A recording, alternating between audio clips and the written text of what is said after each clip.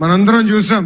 ఒక గూగుల్ అన్న సంస్థ ఆంధ్ర రాష్ట్రంకి వస్తుంటే మనందరం పెద్ద ఎత్తున అంగీకరించాం, ఆహ్వానించాం. రైతులు స్వచ్ఛందంగా వచ్చి వాళ్ళ భూములు ఇస్తాం జరిగింది.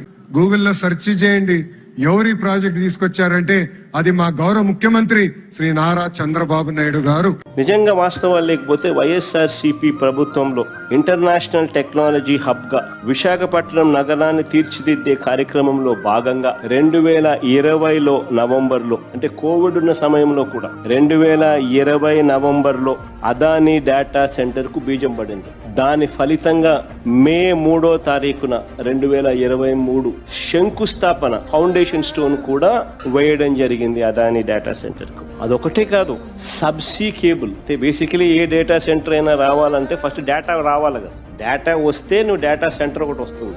సబ్సీ కేబుల్ అంటే underneath the sea, subsea cable. తద్వారా కేబుల్ ల్యాండింగ్ స్టేషన్ రిసీవ్ చేసుకోవాలి కదా. సబ్సీ నుంచి కేబుల్ వస్తుంది, కేబుల్ వచ్చిన తర్వాత కేబుల్ ల్యాండింగ్ స్టేషన్ రిసీవ్ చేసుకుంటుంది.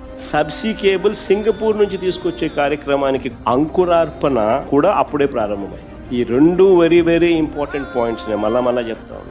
ఈ సబ్సీ కేబుల్ అనేది డేటాను తీసుకురాకపోతే అసలు ఏ డేటా సెంటర్ రాదు. దాని అంకురార్పణ జరగకపోతే అసలు ఏ డేటా వచ్చే అవకాశము లేదు. ఈ రెండు వెరీ వెరీ ఇంపార్టెంట్ పాయింట్స్. దీని వెనుక వైఎస్ఆర్సీపీ ప్రభుత్వం చేసిన కృషి, అదానీ చేసిన కృషి, మరి ముఖ్యంగా అదానీ చేసిన కృషి అని చెప్పాలి. కేంద్ర ప్రభుత్వం చేసిన కృషి, సింగపూర్ గవర్నమెంట్ చేసిన కృషి, వీళ్ళందరి కృషి వల్ల ఈ రోజు దాని కొనసాగింపులో భాగంగా ఈ రోజు గూగుల్ రావడం జరిగింది.